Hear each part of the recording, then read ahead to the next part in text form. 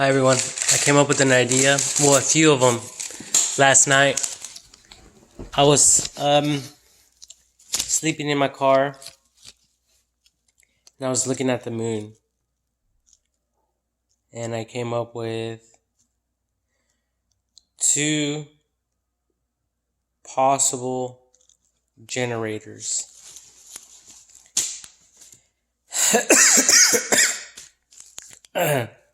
Excuse me. The first one is inspired by a yo-yo. When you go down, the thing drops and it keeps on spinning for a long time on the string. And then you could even go up and that thing will curl back up and you could do it again. So I drew this out right here. That's the hand. That's the yo-yo spinning round and round and round and round and round and round. Then I came up with this other one over here. And what it is helium, a balloon, helium balloon with a string that will spin an engine like a windmill.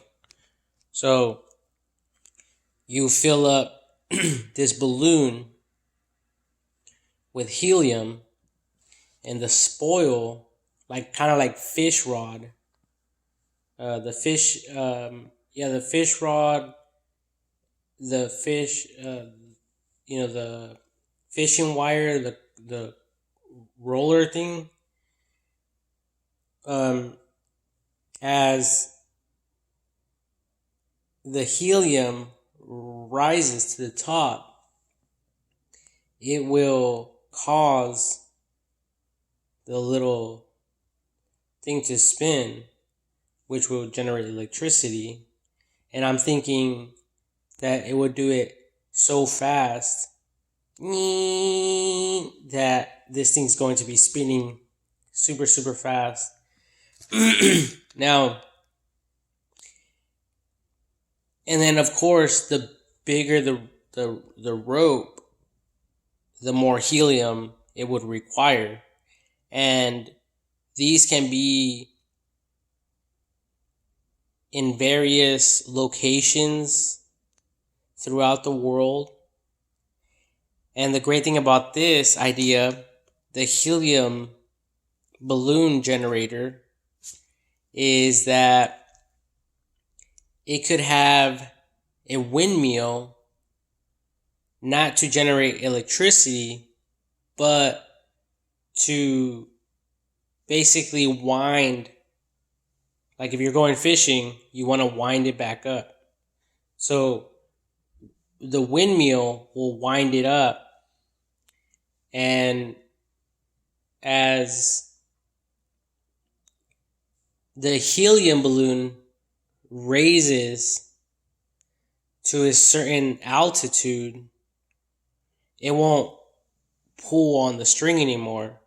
So at that point, the windmill will get kicked into gear, or maybe even like a solar panel or something, and it'll reel itself back in without the string dropping or the string getting knots all over it, because remembering that the helium balloon is going to keep that rope, taut.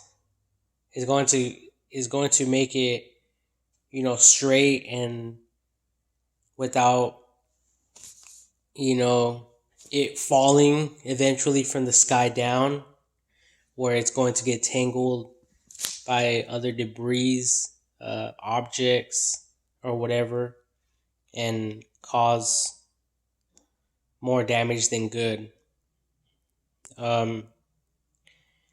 So, like I said, depending on the type of generator that you want to run, it would depend on the gauge and the thickness of the wire or the rope that you want to use.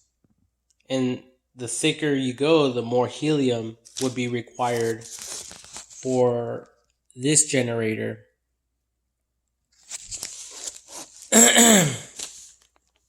Because I was thinking, like if you go under the ocean, this is just a side story example. If you go down into the ocean and you release an air bubble, it's going to rise up all the way to the surface. That's the same thing on land. With the helium, it's going to rise up all the way to wherever helium goes, space. Let's just use that as the limit line, but I really don't know. It could go beyond that. I have no idea. Um, but I thought that would be a great generator. Um, and I was thinking about flat, thin rope, like the one that a lot of you would probably see at parties. Different colored rope. But I think for this project, it would be best to use round wire that has a radius all the way around, a perfect circle, looping and creating a strand all the way, So it would require a lot of rope. And I thought about this, and, it has its pros and cons. The pro is that, first of all, you're gonna need some type of energy, some type of fuel. In this case, just like any other generator, is going to require fuel. In this case, it's helium, or in China, Japan, they use those candles with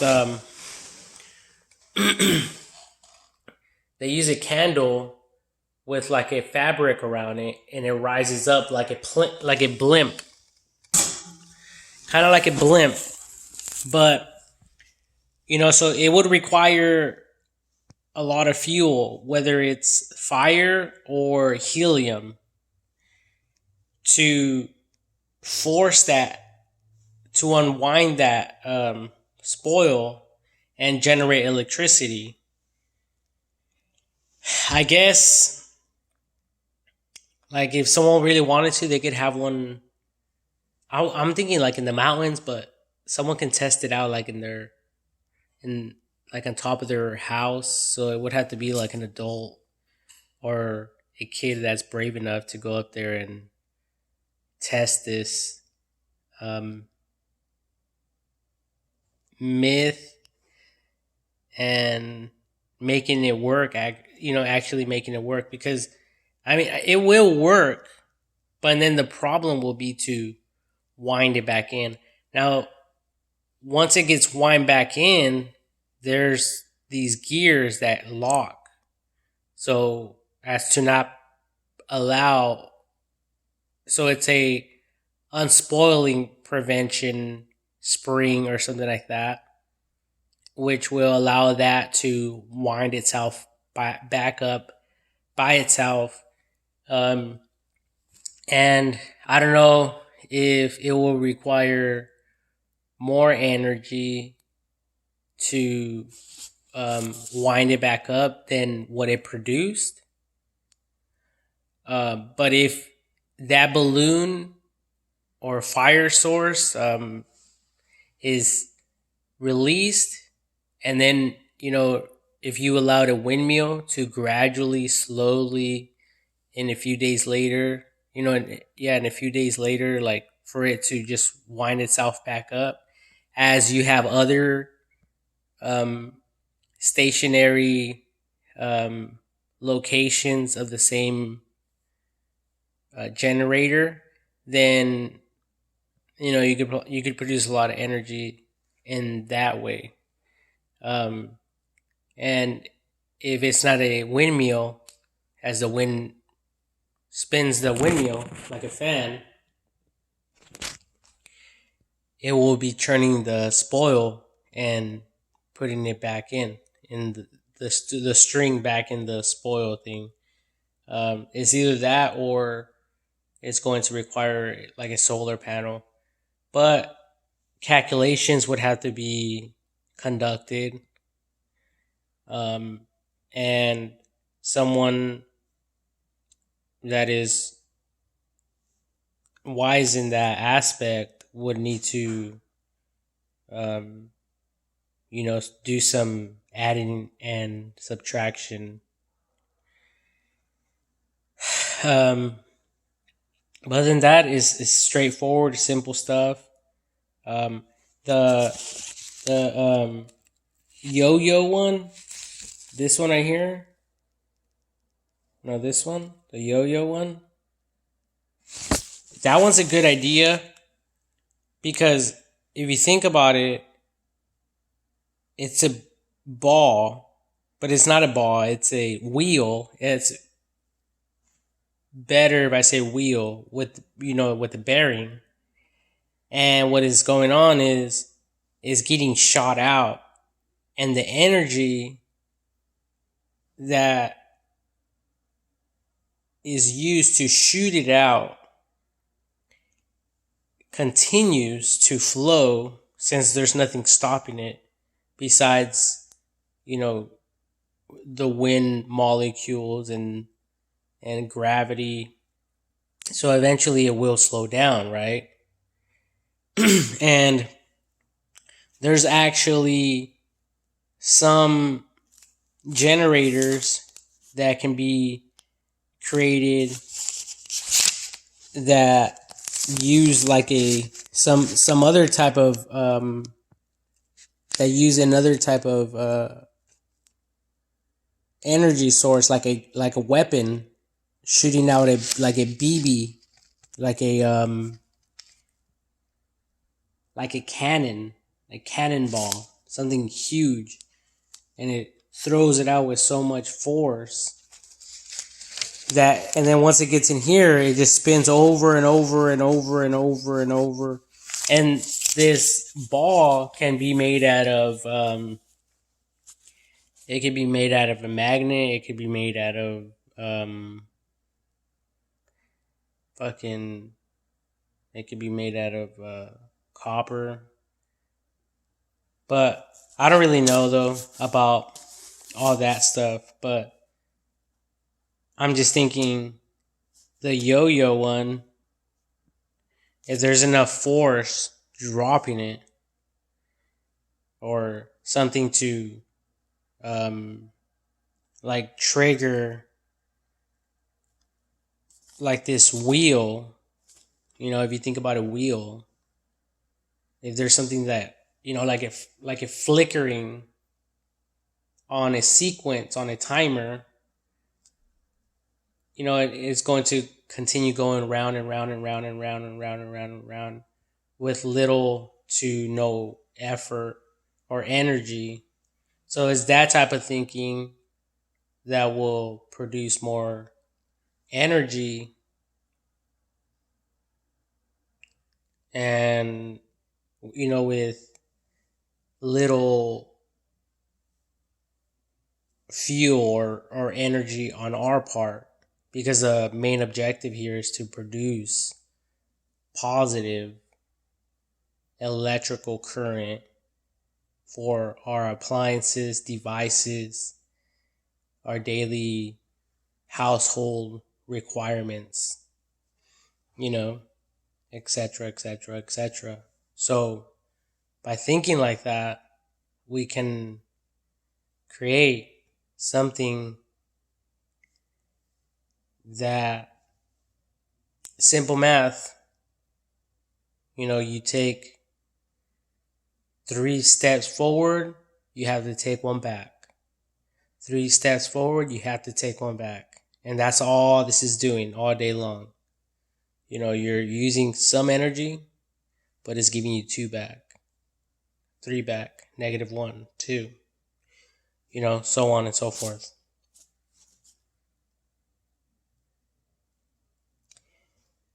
And speaking about energy, I was looking at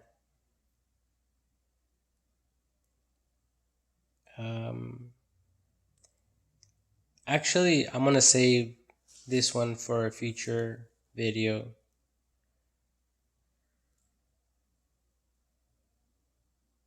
Actually, I'm not going to, because I believe it goes hand in hand.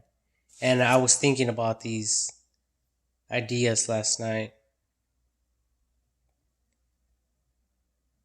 And the both of them were going through my mind. All these ideas were going through my mind the same night. So I think they apply. The first one, there's a graph here. The little line here is cars. Let me see if I can show you guys differently with like a point. So the first one is cars, trains, planes, jets, the moon, and I forgot Earth. And if I had a pen, I would be able to draw out like our solar system and show you guys how fast we are actually traveling as everything is spinning out there. So in reality, if you were to, if I had a stopwatch right here and I started it, the moon would be over here when all of us in our vehicles, we would be right here at whatever time that might be. So that's how fast the moon is traveling out there, because it's so far in the distance that it appears like it's moving very, very slowly.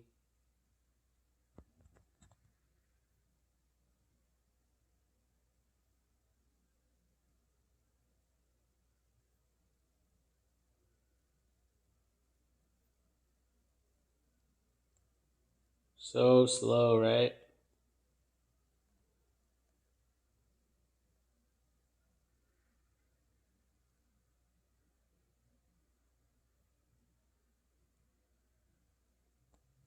But in reality, if you were like there, I think it would be like a fucking shooting star. It's traveling so fast. And the only reason we can't really see that is because the world that we're living in is also on a rotational axis. It's rotating. We are rotating as well. So, there's 24 hours in one day. That's how long it takes the Earth to, from the beginning line, that's how long it takes to rotate around the sun. And that's the same thing here. It's a graph. This is the moon. I forgot to put Earth. And if you take something round like this, it takes 24 hours for the world to go around the sun. Now, thinking about that, imagine a car or a train or an airplane or a jet trying to go at the same velocity, the same speed as Earth is traveling around the sun. It would probably be that the Earth is spinning is traveling so fast like a shooting star that even a jet will eventually start losing the race.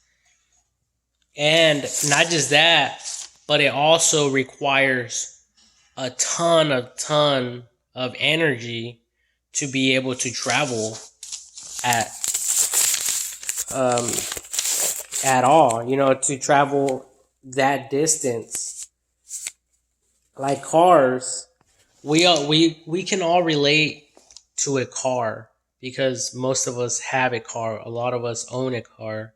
If you don't own a car, then you can think about your cell phone battery life.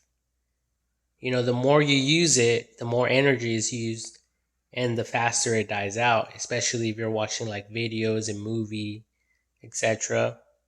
Um, but a car, it takes a lot of energy.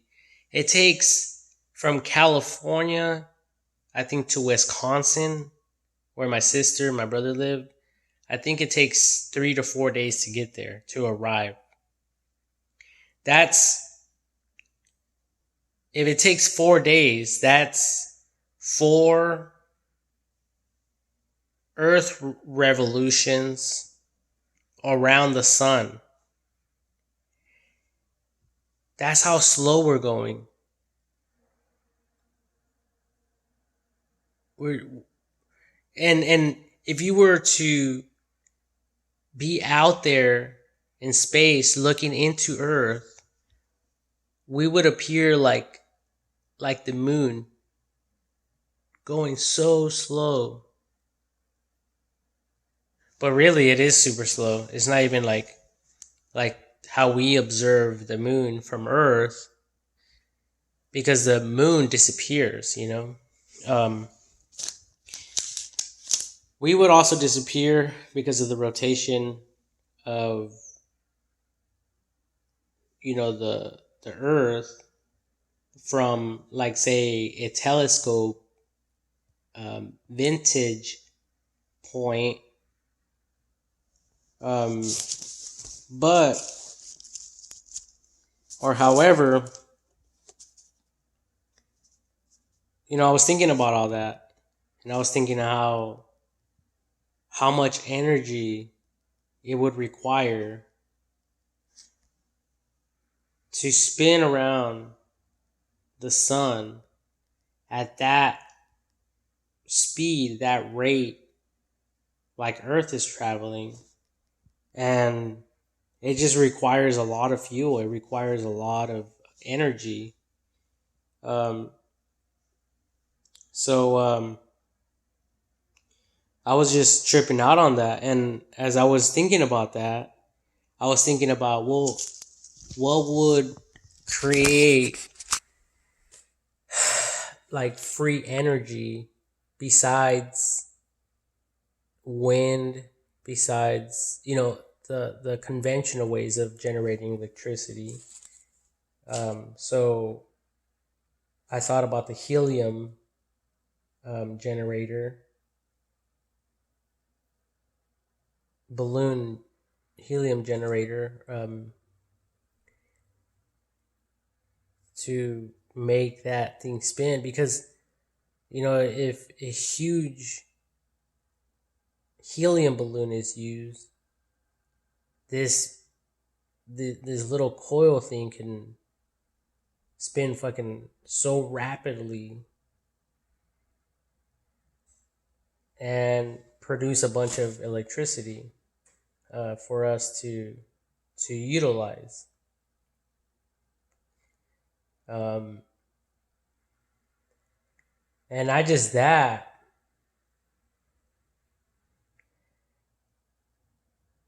but it can be used um, in spaceships for NASA if the concept and the machinery and the timers and all that, the whole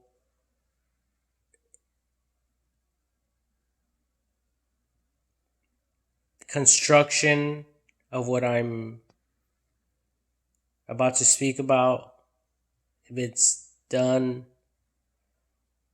and programmed accurately, then it could be a generator. And basically, it could be a a revolving axis that spins periodically at 180 degrees, so in order to allow the helium ball or balloon to rise up,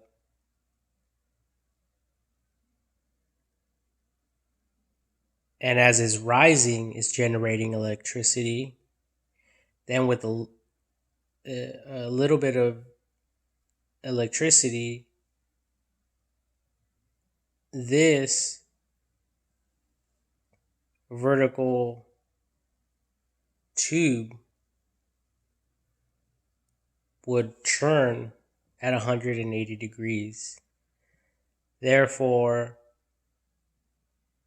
allowing or turning the helium back on the opposite direction to allow it to rise or raise back up. And that process can be repeated over and over and over all day long, and therefore generating electricity inside a ship, even inside a home, on a wall, like a clock, just doing its thing all day long.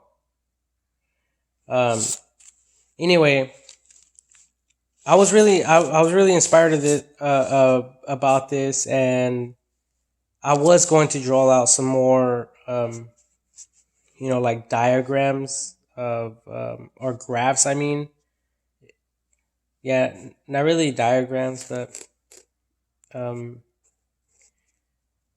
graphs of the planets, and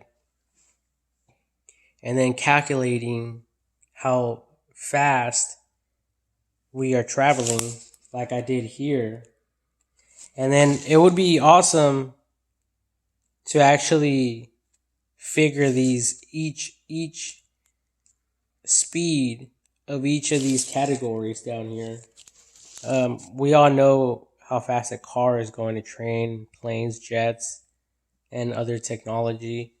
But I would have to Google search how fast the moon is traveling, how fast other planets are traveling, in order for us to process this information more effectively and to allow us to understand our universe around us. Um, and at the same time having fun and coming up with generators that can potentially produce enough energy for us to live comfortably on Earth without, um, like overpaying, um, and to offer the access freely to the needy, and poor, so they could have their own power sources for their own devices, heat blankets, etc. Um, because it's a bunch of BS when you look at this and you see that the moon and other planets out there require no energy. It's like it's a law, like the law of flight, the law of gravity, the law of helium. It rises up. It's like water levels, oil levels, different graphs, different levels. And